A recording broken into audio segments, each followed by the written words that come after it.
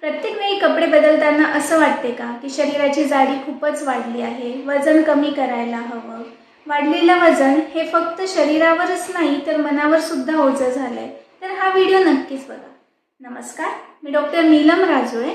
आज मी तुम्हाला आयुर्वेदामध्ये आलेलं स्थूलतेविषयीचं वर्णन याबद्दल सांगणार आहे. आयुर्वेदामध्ये स्थूलतेची अनेक कारणं आलेली आहेत. त्यामध्ये गोड जास्ती खाणे, अतिप्रमाणात खाणे, दिवसा झोपणे, बिलकुलच व्यायाम न करणे, कोणतीही चिंता न करणे, निष्काळजीपणे राहणे, चुकीची दिनचर्या फॉलो करणे अशी अनेक कारणे आहेत. स्थूलतेमुळे फक्त शरीरात जाड होते असं नसून आपल्याला बोनसमध्ये बीपी, शुगर, थायरॉईड, सांधेदुखी, हृदयविकार यासारखे अनेक आजार सुद्धा मिळतात. शिवाय आत्मविश्वास कमी होतो तो निराळाच. आयुर्वेद सांगते, जीवनशैली सुधारली म्हणजे आपल्याला निरोगी आयुष्य मिळवता येते. यासाठी आपला निरोगी आयुष्याची पंचसूत्री हा व्हिडिओ आहेच.